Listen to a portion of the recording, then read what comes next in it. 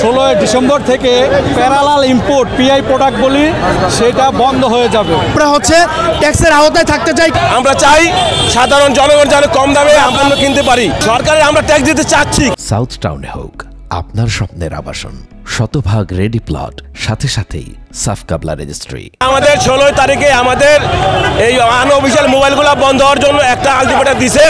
তো আমরা সাধারণ ভোক্তা অধিকারী এবং জনগণ যারা আছি আমরা এটার বিপক্ষে কাজ করতে চাই। এই বিপক্ষে এই জন্য আমরা দাঁড়াইছি।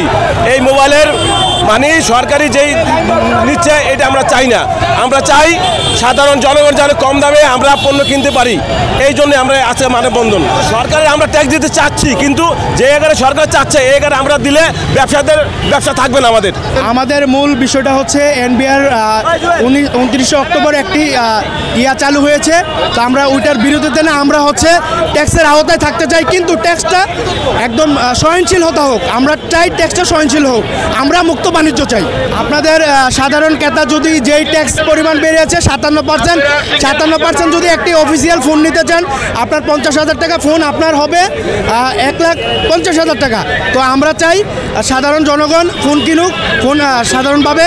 এটাই গত মাসের 29 তারিখে বিটিআরসি কর্তৃক একটা প্রজ্ঞাপন জারি করেছে যে 16 ডিসেম্বর থেকে আমরা যে প্যারালাল ইম্পোর্ট পিআই প্রোডাক্ট বলি সেটা বন্ধ হয়ে যাবে। তো 16 ডিসেম্বর যদি এটা বন্ধ হয়ে যায়, আমরা 20,000-এর অধিক ব্যবসায়ী আমরা ব্যবসা করি সারা বাংলাদেশে। 20 লক্ষের অধিক পরিবার এর সাথে জড়িত।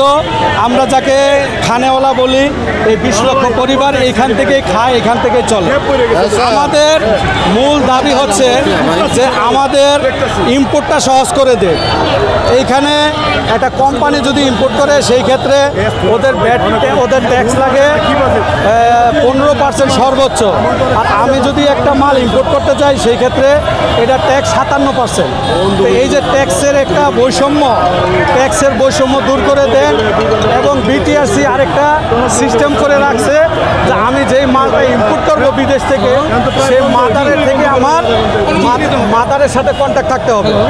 এবং আইফোনের, স্যামসাংয়ের, গুগল পিক্সেল, মোটরোলা, এখন এত বড় বড় কোম্পানিগুলো তো আমাদের সাথে কন্ট্যাক্ট করবে না।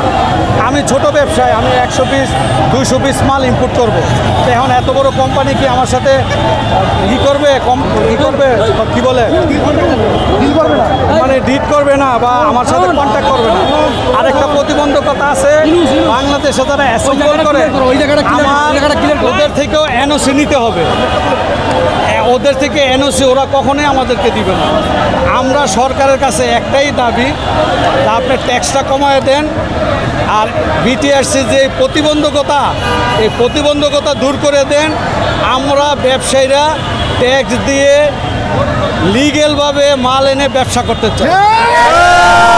একটাই, আমরা ট্যাক্স দিয়ে এলসি দিয়ে মাল আনতে চাই। আপনি বাণিজ্য উন্মুক্ত করেন।